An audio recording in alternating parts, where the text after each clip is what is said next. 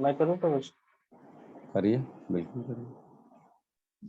ओम अज्ञानतिमिरन्धस्य ज्ञानाञ्जनशलाकया चक्षुरुन्मिलितं येन तस्मै श्रीगुरुवे नमः।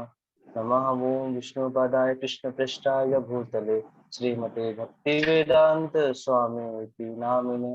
नमस्ते सरस्वती देवी गौरवाणी प्रचारिणे निर्विशेष शून्यवादी पाश्चात्यदेशतारिणे। जय श्री कृष्ण चैतन्य प्रभु नित्यानंद श्री अद्वैत गदाधर शिवासादि गौर भक्त वृंद। हरे कृष्ण कृष्ण कृष्ण हरे हरे, हरे राम राम राम हरे हरे। हरे कृष्ण। हरे कृष्णा।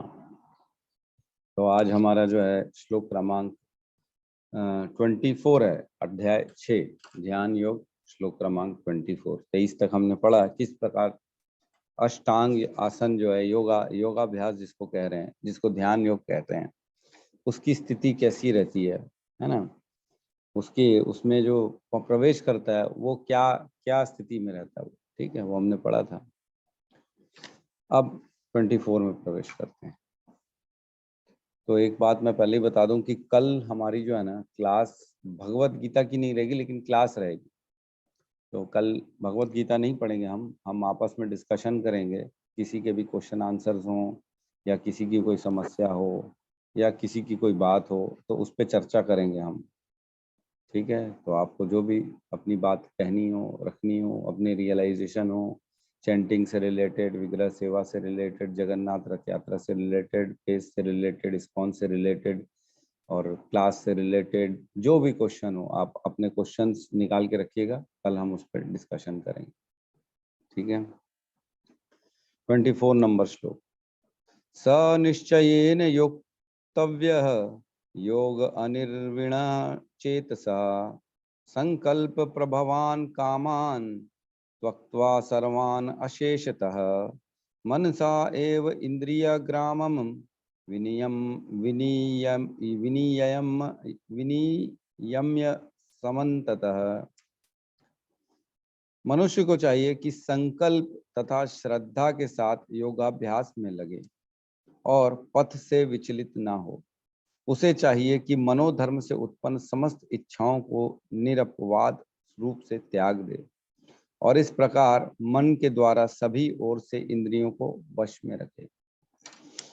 तो यहाँ पे बताया गया है कि संकल्प और श्रद्धा इन दोनों के साथ योगाभ्यास में लगे। तो जब देखते हैं ना, हमने बताया योगाभ्यास में जब लिखते हैं तो एकांत में जाना पड़ता है, उषा बिछानी पड़ती है, क्या क्या था, पवित्र स्थान में होना चाहिए, न ज़्यादा ऊंचा न ज़्यादा नीचा, है ना। नाक के अग्रभाग में केंद्रित करना पड़ता है ध्यान को और सारी अपनी जो है ना इच्छाओं को ख़त्म करना पड़ता है और मन को एकाग्र करना पड़ता है, चरम लक्ष्य बनाना पड़ता है भगवान को। जो निराकारवादी हैं वो किसी और को चरम लक्ष्य बनाएंगे, जो और कोई वादी हैं वो और कोई वादी में अपना चरम लक्ष्य लगाएंगे, लेकिन कुल मिला के योगाभ्यास में कुछ न कुछ ऑब्जेक्ट, कुछ न कुछ गोल बनाना पड़ता है और आपको अपने सारी चीज़ों को, अपनी नीड्स को, अपनी ज़रूरतों को ख़त्म करना पड़ता है ना। और इस प्रकार जो है ना वो निरपवाद, समस्त इच्छाओं को निरपवाद रूप से त्याग दे और इस प्रकार मन के द्वारा सभी ओर से इंद्रियों को वश में करे। तो एक्चुअल में योगाभ्यास में ना इंद्रियों को वश में करना बड़ा जरूरी है और वो मन के द्वारा ही हो सकता है। मन, हमने देखा जो रथ है, एक रथ में 5 घोड़े जो हैं वो इंद्रियां हैं और उसकी लगाम मन है और जो सारथी है वो बुद्धि है और जो पीछे बैठा है मालिक वो आत्मा है, वो हम है। तो अगर हम जितना बुद्धि को गाइड करते रहेंगे, नहीं इधर लेना है, उसको ऐसा करना है, वैसा करना है, तो बुद्धि जो है ना मन की लगाम को खींच के रखेगी। लेकिन जितना हम जो है ना लापरवाह हो जाएंगे तो हमारा जो सारथी है बुद्धि वो भी छोड़ देगा ढीला लगामों को और लगाम जो है ना जहाँ घोड़े ले जाएंगे वहाँ चली जाएगी, उसको कोई फर्क नहीं पड़ेगा। तो इस प्रकार हमारे को अपने मन को कंट्रोल करना है संकल्प तथा श्रद्धा के साथ। आदो श्रद्धा तथा साधु संग। Shraddha is the first stage of bhakti. हमने पढ़ा जो 9 स्टेजेस हैं भक्ति की, उसमें सबसे पहला होता है श्रद्धा। श्रद्धा के बिना तो बात ही नहीं बनती। तो श्रद्धा के लिए ना एक इसमें बहुत अच्छी कथा बताई गई है, बहुत अच्छी। मैं ये कथा पढ़ रहा हूँ, कौन पढ़ेगा, कोई पढ़ेगा कथा? सेकंड पेज में, सेकंड पैरा में, मतलब पेज नंबर 244 में।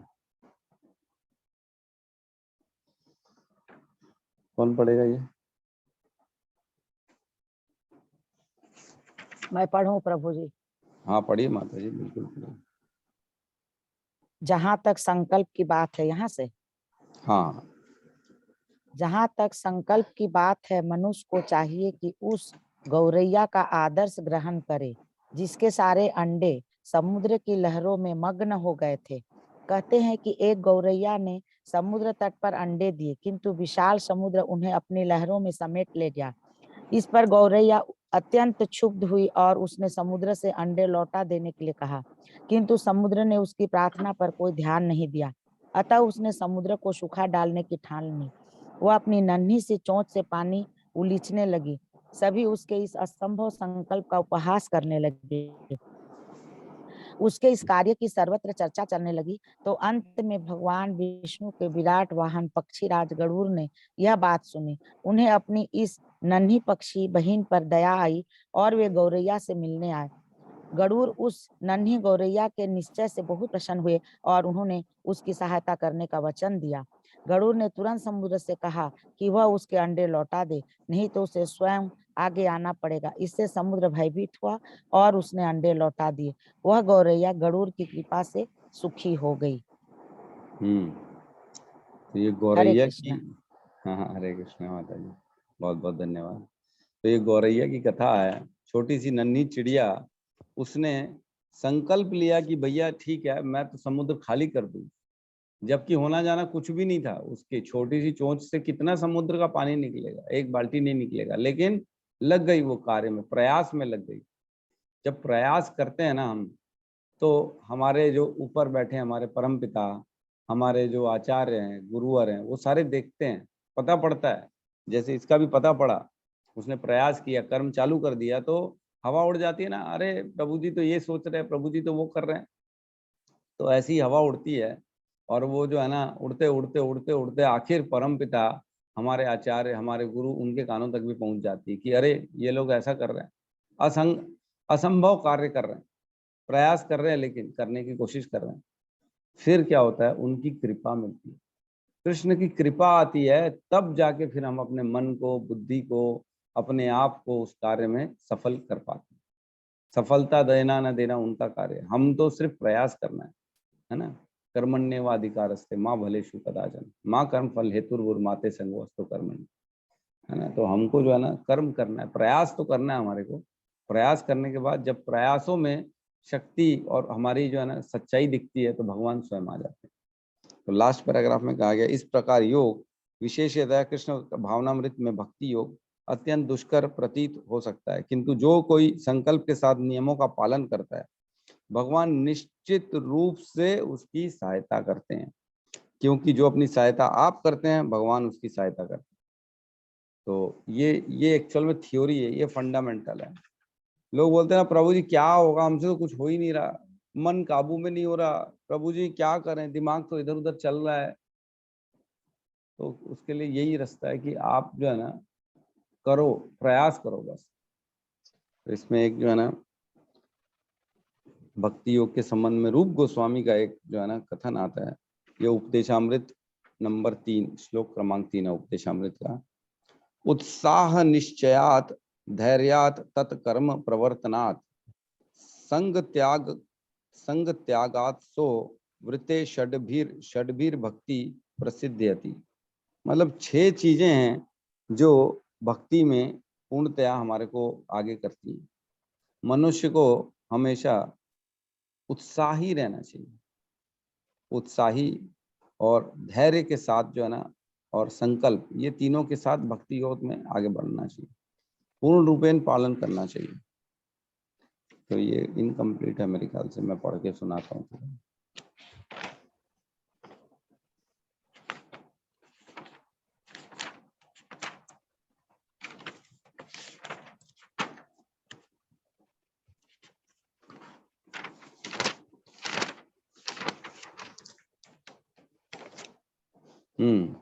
इसमें उत्साही बने रहना चाहिए, निश्चय के साथ प्रयास करना चाहिए, धैर्यवान होना चाहिए और नियामक सिद्धांतों के अनुसार कर्म करना चाहिए। ठीक है। अभक्तों की संगति को छोड़ देना चाहिए और आचार्यों के पद चिन्हों पे चलना चाहिए। ये 6 चीजें करेंगे तो हमारी भक्ति सफलता होगी। भक्ति की सफलता के कारण ये 6 लक्षण हैं। तो ये हमारे आचार्य रूप गोस्वामी ने उपदेशामृत में बताया हमारे को कि किस प्रकार आप भक्ति में सफलता प्राप्त करेंगे। तो श्रद्धा और जो है ना धैर्य, उत्साह इज वेरी इंपॉर्टेंट। धीरे धीरे जैसे पुराने होते हैं ना, उत्साह कम होते चला जाता है। अरे वही तो करना है, डेली चैंटिंग, डेली विग्रह सेवा, कुछ नया नहीं, क्या करूं, बोर हो रहा हूं। तो कई लोग बोलते हैं प्रभु जी टाइम पास कर रहे हैं हम लोग, टाइम पास। तो टाइम पास जो होता ना, एक दिन ऐसा आएगा कि टाइम आपको पास कर देगा। फिर लिखा रहेगा ही पास्ड अवे, वो चल बसे। तो समय आएगा ऐसा कि फिर वो समय उसको पास कर देगा। तो ऐसा नहीं करना चाहिए, हमको समय की वैल्यू करके तुरंत उत्साही बन के इस जन्म मृत्यु के चक्र को काटना है ना। बहुत इंपॉर्टेंट है, इससे निकलना, नहीं तो फंसे रह जाएंगे यहीं पे। ठीक है, आगे प्रवेश करें।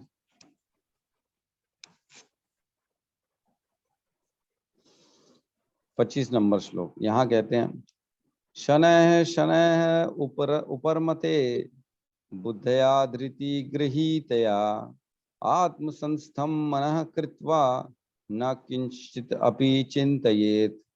धीरे धीरे क्रमशः पूर्ण विश्वास पूर्वक बुद्धि के द्वारा समाधि में स्थित होना चाहिए और इस प्रकार मन को आत्मा में ही स्थित करना चाहिए तथा अन्य कुछ भी नहीं सोचना चाहिए।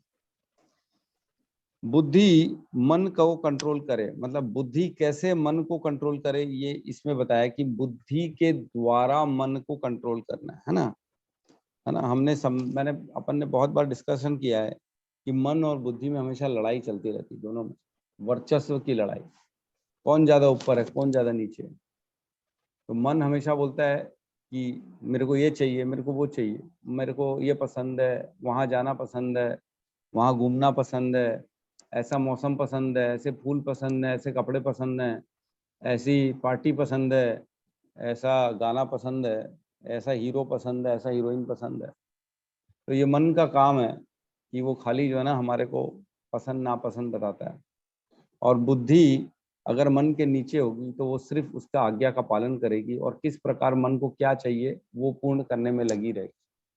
और आज की डेट में तो ये कंसेप्ट ही बना हुआ है, जो मन करे वो करो, जो मन में आए वो करो। अरे तुमको कुछ खबर नहीं है, बातें करते हो बेवकूफों टाइप, जो मन करे वो करो।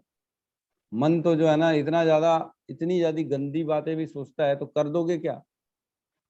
इतना गंदा सोचता है मन, अपने अंदर झांक के देखो, सुनो, सोचो। इतनी अगर सबके मन की बातें अगर पता पड़नी चल जाए ना, तो आदमी रिश्ते रखना छोड़ देगा, तोड़ देंगे सारे रिश्ते, कोई किसी का रिश्तेदार नहीं बनेगा। इतना गंदी सोच है बोले इसकी जी। तो मन की बातों में हमें कभी नहीं आना चाहिए। मन जो होता है ना वो बहुत खतरनाक होता है और वो गलत डायरेक्शन में ले जाता है। मन को बुद्धि के द्वारा कंट्रोल करना बहुत जरूरी। तो इसमें श्लोक में लिखा है शनैः शनैः उपरमते बुद्धया धृति गृहीतया। धृति क्या होती है? धृति होती है संकल्प शक्ति। हमने जो कमिटमेंट कर दी, मैंने जो बोला है, अब मैं उसको पूरा करूँ। तो धृति के बारे में 18.33 में लिखा हुआ है, खोलेंगे 18.33,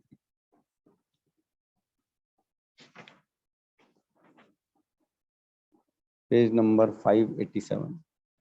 यहाँ कहा गया है सात्विक धृति क्या होती है। धृत्या यया धार्यते मनः प्राणेन्द्रिय क्रिया योगेन अव्यभिचारेण या धृति सा पार्थ सात्विकी। मतलब हे पृथा पुत्र, जो अटूट है, जिसे योगाभ्यास द्वारा अचल रहकर धारण किया जाता है। ये इतनी इजी धारण नहीं होती ना, जिसकी सतोगुणी धृति होती है ना, मतलब संकल्प शक्ति जो होती है, ये इतनी इजीली किसी के अंदर नहीं आती है। ये बड़ी मुश्किल से अभ्यास के द्वारा आती है, मतलब अपने आप को तपाना पड़ता है। कई बार फंस जाते हैं बोल के, अरे मैंने यार ऐसा बोला ही क्यों, मैंने तो बोला इस बार कि निर्जला उपवास रखूंगा, अब निर्जला रख नहीं पा रहा हूँ, क्या करूं, पानी पी लूं, कुछ खा लूं, जूस पी लूं। बड़ा मुश्किल में हो जाता है, आदमी बोल के फंस जाता है। लेकिन धीरे धीरे आती है, अभ्यास से आती है, धीरे धीरे। राजा हरिश्चंद्र ने बोल दिया था, पूरा राज्य दे दिया था विश्वामित्र को, पूरा राज्य। विश्वामित्र ने कपड़े तक उतरवा लिए उनके, सब ले लिया, और इतना तक बोला कि तुम मेरे को 1 महीने के अंदर इतनी और स्वर्ण मुद्राएं दोगे, तब जाके मैं तुम्हें जो है ना इस पाप, मतलब तब जाके तुम्हारा प्रायश्चित होगा, तब जाके मैं मानूंगा तुमने वाकई में प्रायश्चित किया। तो उन्होंने हाँ कर दी। अब इकट्ठे ही नहीं हो रहे थे पैसे, क्या करें क्या करें। अपने आप को बेच दिया भरे बाजार में, अपनी बीवी को बेच दिया भरे बाजार में, उनसे कुछ पैसे इकट्ठे हुए। बीवी जो है ना वो कहीं और काम करती थी, दासी बन गई थी, और उनका पुत्र था, उनकी पुत्र की मृत्यु हो गई। तो इत्तेफाक से देखो, जहां वो अपने आप को बेचे थे, मरघट में बेचे थे, जहां सबके अंतिम संस्कार होते थे, और उसने बोला था अपने इस दास हरिश्चंद्र को कि बिना पैसे लिए किसी की जो है ना अंतिम संस्कार करने मत देना। वो अपने पुत्र को लेके आई, उसकी पत्नी विश्वामित्र, इसकी राजा हरिश्चंद्र की। बोले मैं बिना पैसे, मैं बंध चुका हूँ, बोले मैंने कमिटमेंट कर दी है कि बिना पैसे लिए मैं अंतिम संस्कार किसी का नहीं कर सकता हूँ। अपने पुत्र का भी नहीं किया उन्होंने, अपनी पत्नी से पैसे लिए, उनका हार जो था एक आखिरी, बोले वो दो मेरे को, तब जाके मैं ये करूंगा, अपने पुत्र का, बताओ। तो ये होती है धृति, कमिटमेंट, धीरे धीरे अभ्यास से आती है। जो इस प्रकार मन, प्राण तथा इंद्रियों के कार्यकलापों को वश में रखती है, वह धृति सात्विक धृति है। मतलब जैसे हमने कितनी बार कथाएं सुनी है, अजामिल था। अजामिल पहले तो पंडित था, लेकिन उसने जब गार्डन में देखा एक वैश्या को किसी के साथ आलिंगन करते हुए, तो उसकी धृति पूरी खत्म हो गई, वीक थी, तब छोड़ दिया। बोले नहीं, अब तो मेरे को यही करना है, कोई मतलब नहीं उनका। इस सब की धृति जो होती है ना, ये सब वीक होती है धृति। आगे राजसिक धृति और तामसिक धृति के बारे में बताया गया 34-35 में, तो हम उसमें प्रवेश नहीं करेंगे, हम इसके तात्पर्य में प्रवेश करते हैं, ठीक है। समुचित विश्वास तथा बुद्धि के द्वारा मनुष्य को धीरे धीरे सारे इंद्रिय कर्म करने बंद करने देने चाहिए, यह प्रत्याहार कहलाता है।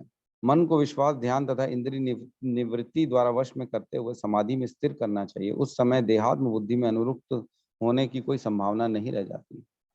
तो कुल मिला के ये जो है ना, एक इसमें एक कथा आती है कि शुरू में तो आदमी बड़ा ना जोश जोश में सब कर लेता है, लेकिन धीरे धीरे धीरे धीरे फिर वही सब अपने अंदर ग्रहण करता है। पहले तो वैरागी बन जाएगा, मंदिर आ जाएगा, मंदिर बोले अब मेरे को तो भक्ति करनी, भक्तों के बीच में रहेगा, धीरे धीरे उसका मान सम्मान बढ़ेगा, सीनियर होगा, कथावाचक बनेगा, फिर उसको दोबारा घेर लेगी अपना अहंकार, फिर उसको लगेगा अब मैं सीनियर हूँ, ये मेरे जूनियर है, मेरी बात क्यों नहीं मान रहे हैं, मेरे को रिस्पॉन्स नहीं दे रहे हैं, मेरे को माला नहीं पहना रहे हैं, मेरे को नहीं पूछ रहे हैं। तो ये सारी चीजें आ जाती हैं धीरे धीरे। तो एक राजा था, राजा बड़ा ही जो है ना शुद्ध राजा था।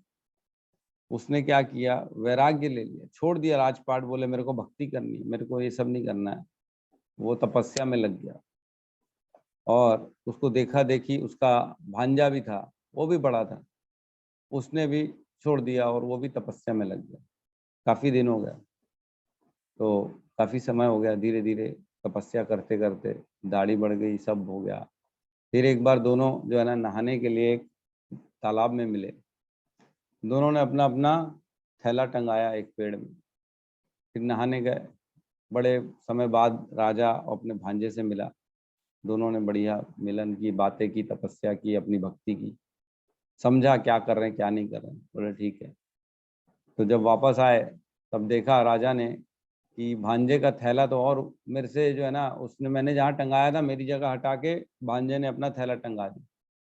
उसको क्रोध आ गया, बोले तुमने मेरा थैला हटा के अपना थैला रख दिया।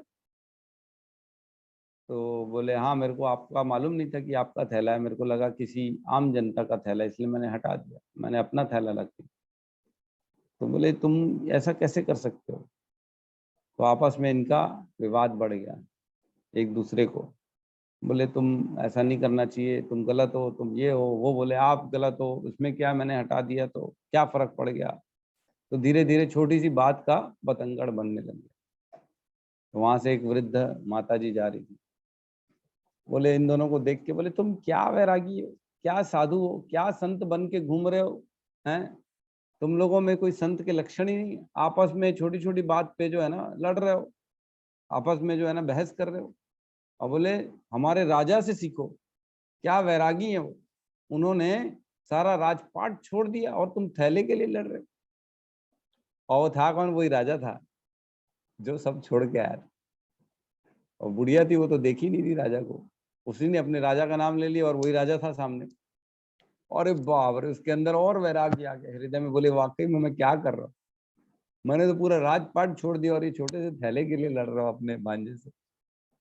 तो ऐसा होता है धीरे धीरे कि किया तो सब, जैसे राधा इंद्रद्युम्न थे, सब छोड़ दिया था, पूरा राजपाट छोड़ दिया था, लेकिन एक हिरण से आसक्ति हो गई, धीरे धीरे हो गई, पता ही नहीं पड़ा। ठीक है, तो धृति अपने बुद्धि से समझना चाहिए, बार बार विश्लेषण करना चाहिए अपने को कि मेरी स्थिति क्या है, मैं कहाँ हूँ, मैं कर क्या रहा हूँ, ये बार बार सोचना चाहिए। अपने आप को दास दास दास दास अनुदास करना चाहिए अपने आप को, है ना, उससे ऊपर लेना ही नहीं चाहिए। तो दास दास दास अनुदास, ये वाला श्लोक सुना है आपने, क्या है ये श्लोक।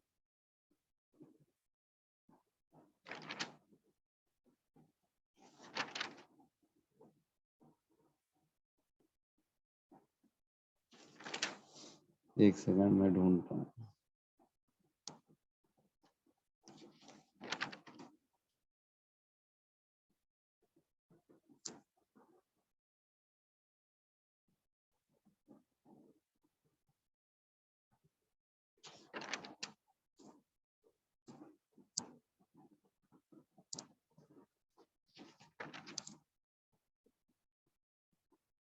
पता नहीं कहाँ लिखा है, मैंने लिखा तो है कहीं पे, दिख नहीं रहा। उसमें लिखा है कि गोपीर भरती तब तब कमले, मतलब उन गोपियों के पैरों का, गोपीर भरतुर पद कमले दास दास दास अनुदास। सही किया सत्यम प्रभु ने, एकदम सही है।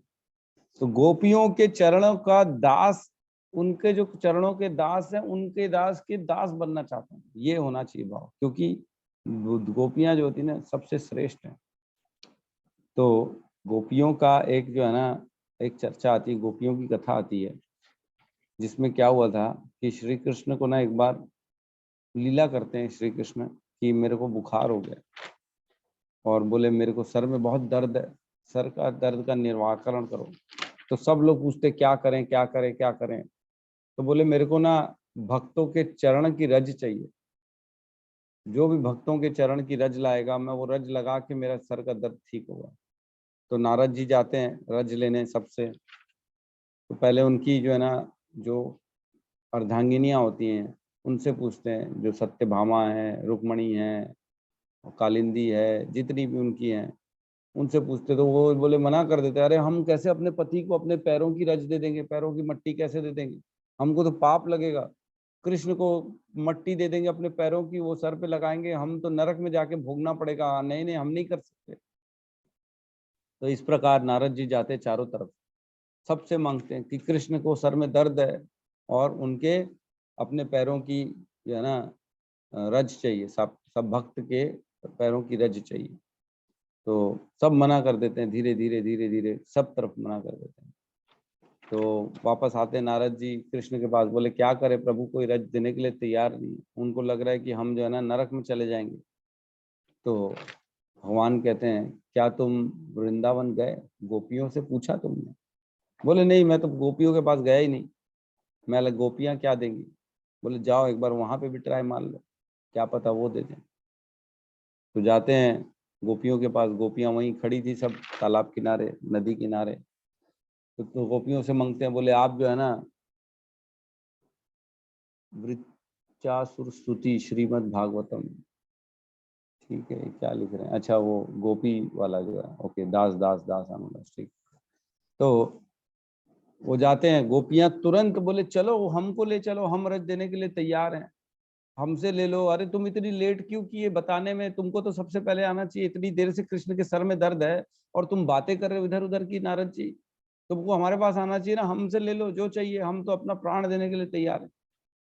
तो नारद जी आश्चर्य में आ गए, बोले आप अपने पैरों की रज दे दोगे, आपको नरक में जाना पड़ेगा, भोगना पड़ेगा अनेकों अनेक जन्म जन्म तक वहां पे कष्ट। तो बोले हमको सब चलेगा, लेकिन कृष्ण का प्रॉब्लम सॉल्व होना चाहिए, हमारे को तो जो दे दो, नरक में एक बार क्या 1000 बार नरक भेज दो, हम जाने के तैयार हैं, लेकिन कृष्ण हमारे जो है ना स्वस्थ होने चाहिए, ये हमारी आकांक्षा है। तो तुरंत नारद जी उनको बांध के पास में लेके गए, द्वारकाधीश द्वारका वहां ले गए, वहां कृष्ण को बुलाया। कृष्ण के साथ जो है ना बोले कृष्ण आइए, आपकी सारी गोपियां आ गई हैं रज देने के लिए। तो सब गोपियां अपने पैरों की रज निकाल निकाल के कृष्ण के, कोई माथे में लगा रहे, कोई गाल में लगा रहे, होली जैसा माहौल हो गया, वहां लीला चलने लगी। भगवान प्रसन्न हुए, भगवान भी जो है ना अपने चेहरे का रज निकाल के उनको लगा रहे, और वो उनको अपने पैरों का रज निकाल के लगा। तो इस प्रकार जो है ना ये लीला हुई, और उसके बाद भगवान स्वस्थ हो गए। तो जो पैरों की रज निकली ना, ये एक वहाँ द्वारका में एक कुंड है, गोपी कुंड बोलते शायद उसको, है ना। आज भी जो हम ये गोपी चंदन लगाते हैं अपने सर में, ये उसी तालाब की मट्टी है, उसी तालाब से निकालते हैं, और वो बस छोटे छोटे बना बना के बेच रहे हैं। वहां जाएंगे तो वहां तो आपको इतना सारा मिल जाएगा, पूरा बोरा भर के मिल जाएगा फोकट। ऐसी है वो रज, तो वो भगवान लगाते हैं, हम भी वो लगाते हैं, और ये गोपियों के चरणों का है। ये इसको कम नहीं आंकना चाहिए, जो हम तिलक लगाते हैं ये वाकई में गोपियों की रज है, उस तालाब से आज भी निकले जा रही, निकले जा रही, निकले जा रही, अनंत काल से निकल रही है, और उसी को सारे भक्त लगाते हैं अपने मस्तक पे। क्यों? क्योंकि इसको कृष्ण ने धारण किया था, कृष्ण से इसका स्वास्थ्य ठीक हुआ था। ठीक है, रूपाली माता जी कुछ कहना चाहती है?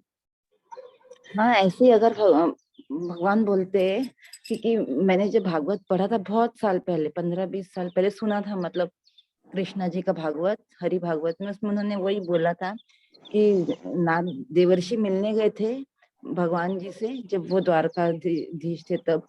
तो देखा कि भगवान जी नहा धो के एक अपने कक्ष में दरवाजा बंद करके बैठे हुए हैं।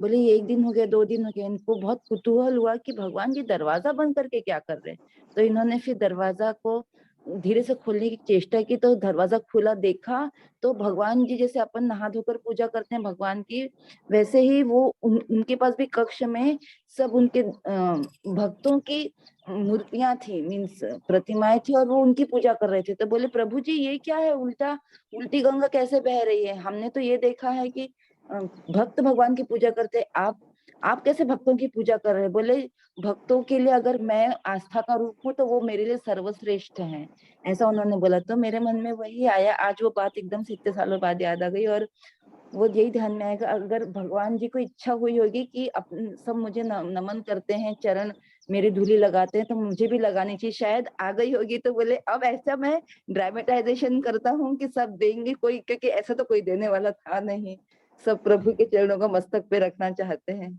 ओम नमः शिवाय। हरे कृष्ण। तो भगवान की एक ही भावना रहती है कि अहम भक्ता पराधीन हूँ, मैं भक्तों का पराधीन हूँ, यही एक भगवान के अंदर है। भगवान कहते हैं मेरे भक्तों की मुझसे ज्यादा जो है ना पूछ परख होनी चाहिए। तो भगवान हमेशा अपने भक्तों को आगे करते हैं, इसलिए अर्जुन को आगे किया, तुम जीतो, तुमको यश प्राप्त होगा इस युद्ध का। तो ढूंढते रहते भगवान कि कैसे किसको मैं क्रेडिट दूं किसी भी काम का। तो मैं और अमृत प्रभु गए थे अभी, ये तो अभी हमारे साथ ही घटना हुई है, जो केदारनाथ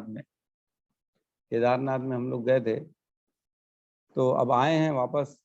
तो ऐसी बात चली बेस में, तो पता नहीं कौन माता जी, वो भी वहाँ पे केदारनाथ में थी, हम तो जानते नहीं, और बोले मेरे को 2 भक्त आए और प्रसाद देके गए, पूरा थाली भर के। मैं बहुत भूखी थी, मेरे विचलित मैं मन विचलित हो गया था, मैं कुछ कर नहीं पा रही थी, बहुत तकलीफ में थी मैं, और जिस समय प्रसाद की जरूरत थी उस समय 2 भक्त आए और पूरा भर के प्रसाद मेरे को देके गए।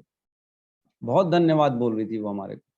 अच्छा, हमारे को मतलब उनका कहना है कि मैं और अमृत प्रभु गए थे देने उनको, और मैं और अमृत प्रभु आपस में सोच रहे अरे हम कब दिए, हम किसको दिए, हमको तो याद ही नहीं, हमने तो दिया नहीं, मेरे को तो ऐसा ख्याल नहीं आ रहा कि मैंने दिया।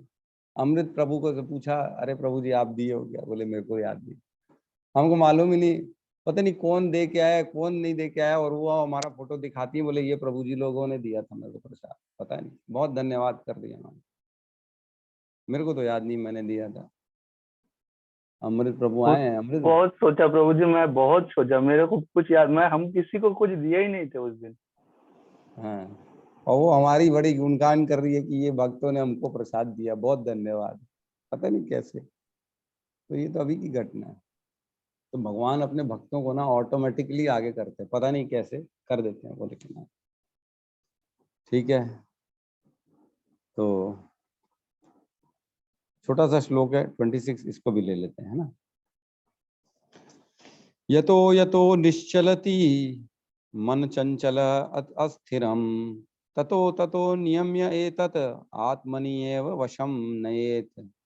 मन अपनी चंचलता तथा स्थिरता के कारण जहां कहीं भी विचरण करता हो, मनुष्य को चाहिए उसे वहां से खींचे और वश में लाए।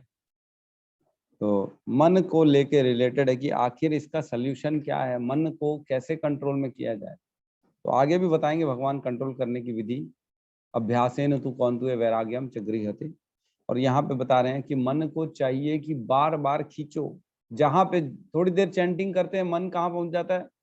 धन दुकान में पहुंच जाता है, परिवार में पहुंच जाता है, बच्चे के पास चले जाता है, कोई और लेन देन की प्रक्रिया याद आ जाती है मन को। तो चाहिए कि वहां से पकड़ो मन को, फिर खींच के दोबारा यहाँ लाओ चैंटिंग में, फिर पकड़ो फिर खींच के लाओ, फिर पकड़ो फिर खींच के लाओ। तो इस प्रकार जो है ना मन को कंट्रोल में करना पड़ेगा, धीरे धीरे धीरे धीरे। ये शुरू में बड़ा मुश्किल लगता है, लेकिन बट अकॉर्डिंगली धीरे धीरे ये सब होना चालू हो जाएगा।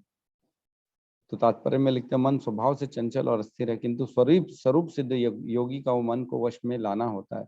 उस पर मन का अधिकार नहीं होता जो मन को तथा इंद्रियों को भी वश में रखता है, वह गोस्वामी या स्वामी कहलाता है। और जो मन की वशीभूत होता है वह गोदास अर्थात इंद्रियों का सेवक कहलाता है। तो गोस्वामी वो जिसने इंद्रियों को कंट्रोल में किया है, और गोदास वो जो इंद्रियों के कंट्रोल में है।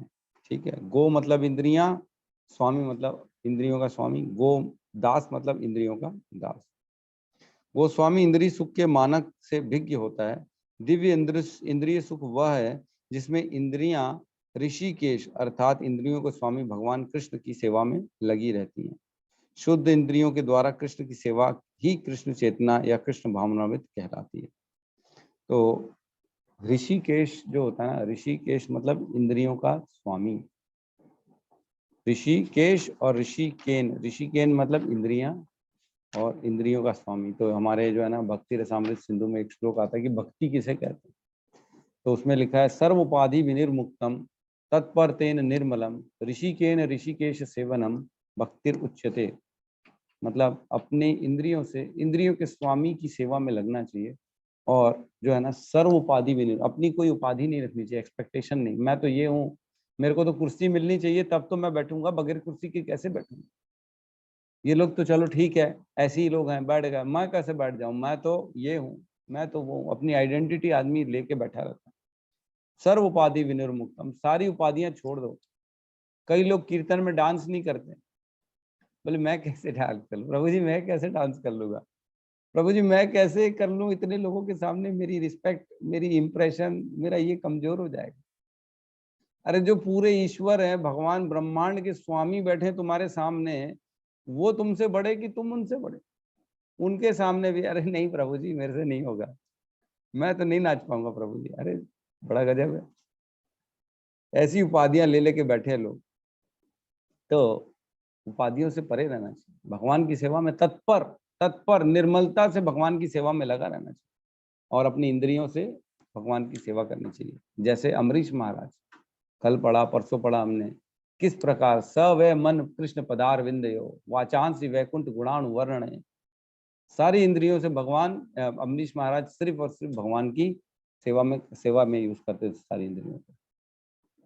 ठीक है, तो यहाँ गोस्वामी वर्सेस गोदास की चर्चा हुई है, किस प्रकार आदमी गोदास से गोस्वामी बन सकता है, जब अपने मन को छोड़ दे, इंद्रियों को छोड़ दे पूर्ण तरह, और उसके बाद अपने कार्य में लगा रहे। ठीक है, किसी का कोई डाउट है तो हम ले सकते हैं, और आज यहीं तक करेंगे 26 तक। कल छुट्टी रहेगी, छुट्टी मतलब गीता नहीं पढ़ेंगे हम, लेकिन आपस में चर्चा करेंगे कि किसी का कोई भी प्रॉब्लम हो, कुछ रियलाइजेशन हो, या किसी भी बात पे कोई अच्छा पढ़ ले या किसी ने, उस पे हम शेयर करेंगे चर्चाएं अपनी। ठीक है, किसी का कोई डाउट है तो हम ले सकते हैं।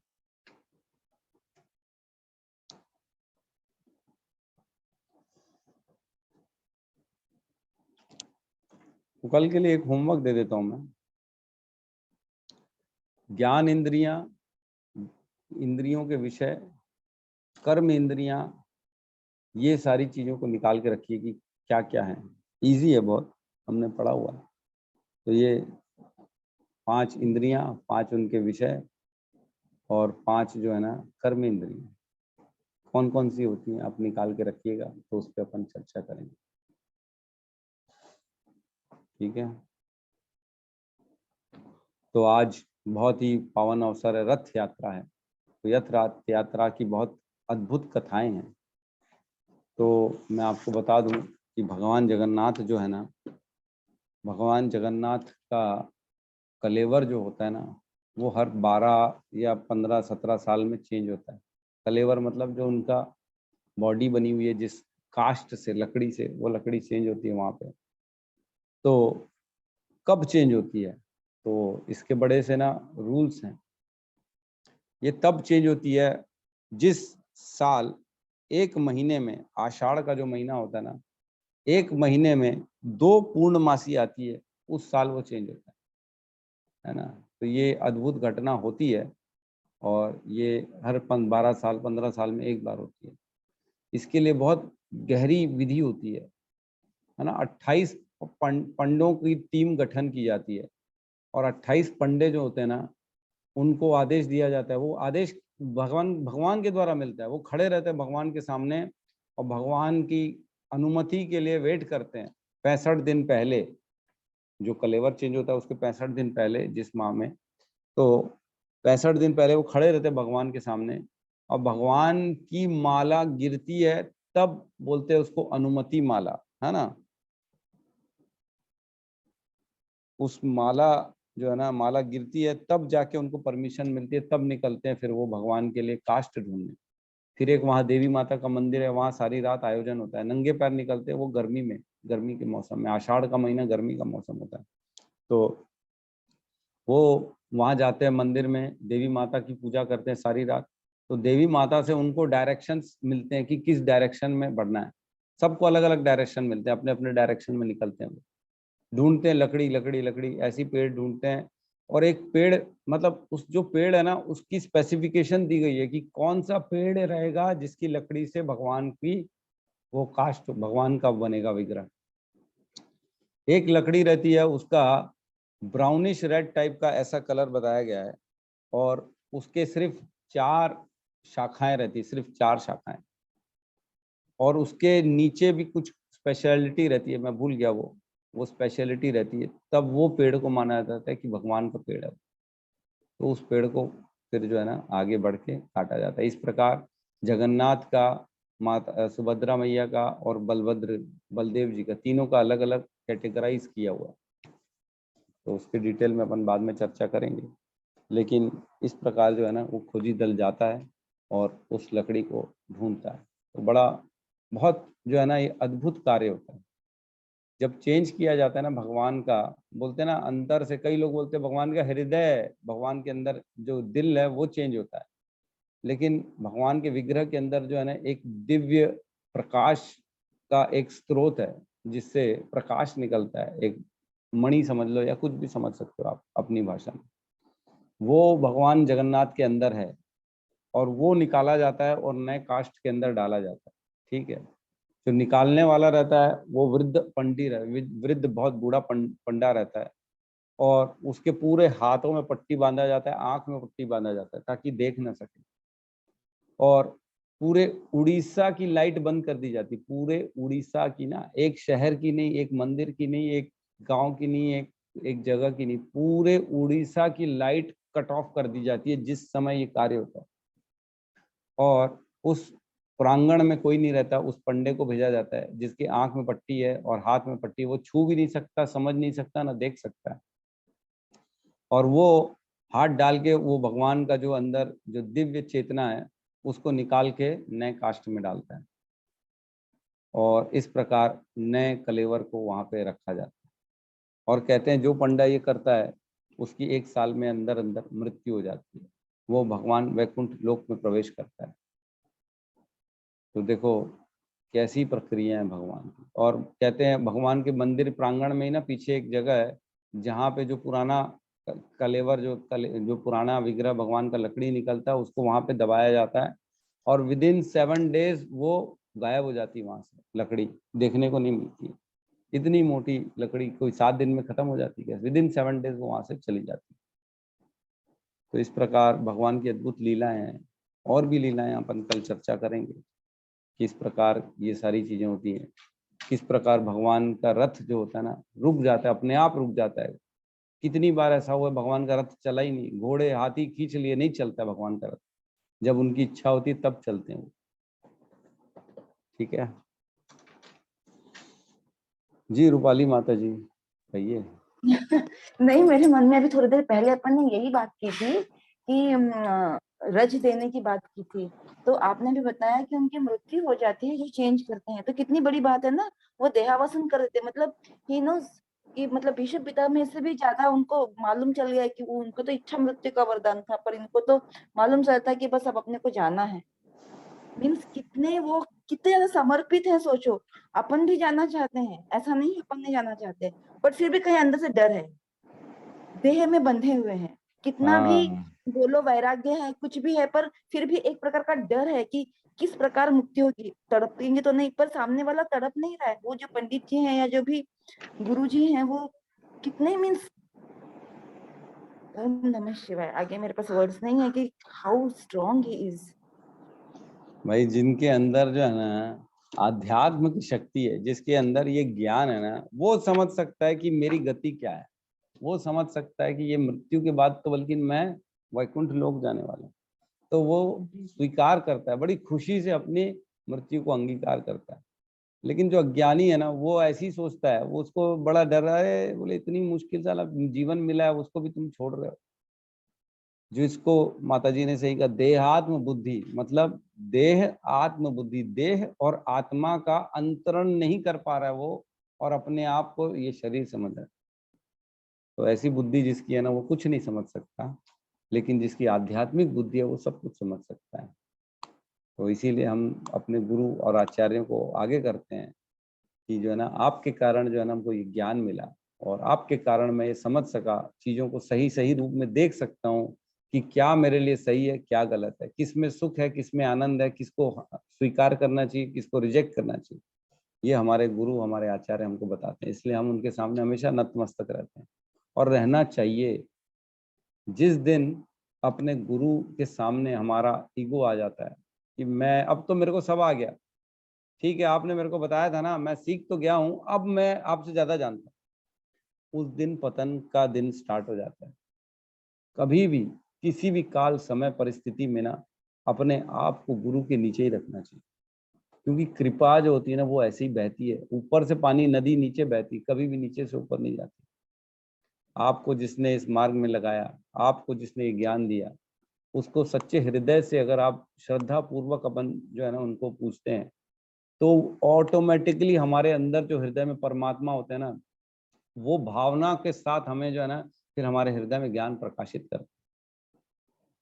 तो बहुत इंपॉर्टेंट है 4:34, तद विधि प्रणिपाते न परिप्रश्न न सेवया उपदेशन्ति ते ज्ञानम ज्ञानी नाम तत्वदर्शन। मतलब उपदेश देंगे तब जब आप उनकी सेवा करोगे, प्रणिपात करोगे, आप उनके सामने दंडवत करोगे, तब जाके आपके अंदर ऑटोमेटिकली सारा भाव आने लगेगा। तो मुकम करोति वाचलम पंगुम लंगते गिरम यत कृपा कर हम वंदे गुरु दीन तारणम परमानंद माधव। मतलब गूंगा भी बोलना चालू कर देता है, लंगड़ा भी पहाड़ क्रॉस कर जाता है, तब जब उसके ऊपर गुरु की कृपा होती है। गुरु की कृपा के बाद कृष्ण की कृपा स्टार्ट होती है, गुरु के माध्यम से कृष्ण मिलते हैं। ठीक है, कभी भी डायरेक्ट नहीं मिलते हैं, गुरु के द्वारा ही मिलते हैं। तो बिल्कुल ऐसे लोग जो हमें ज्ञान देते हैं, तब हम समझ सकते हैं कि हमारे जीवन में क्या सही है क्या गलत है, ज्ञान से दूर हो सकते हैं, नहीं तो पड़े रह जाएंगे फिर, और यही पदार्थों को सोचने लगेंगे इसी में सुख है, इसी जो है हमारी इंद्रिय तृप्ति में सुख है, मन में सुख है। ठीक है, बहुत बहुत धन्यवाद। तो आइए आज सबका वेट करते हैं हम रथ यात्रा में, वेश में, सुंदर नगर में। सबका स्वागत है तहे दिल से। ठीक है, किसी को और कुछ कहना है तो ठीक है, नहीं तो आज क्लोज करते हैं। ठीक है, तो सब मिलके हरे कृष्ण महामंत्र का एक बार जाप कर लेते हैं। हरे कृष्णा हरे हरे कृष्णा कृष्णा कृष्णा हरे हरे कृष्णा कृष्णा कृष्णा कृष्णा कृष्णा हरे हरे हरे, हरे हरे राम हरे राम राम हरे राम राम हरे राम हरे। राम हरे हरे। सभी भक्त वृंद की सभी जय। भक्त जय जय। जगत गुरु शील प्रभुपाद शील की प्रभुपाद की जय जय। निताय निताई गौर गौर प्रेमानंदे निताय गौर हरि प्रेमानंदे हरि बोल, हरि हरि बोल। हरि हरि बोल। बोल।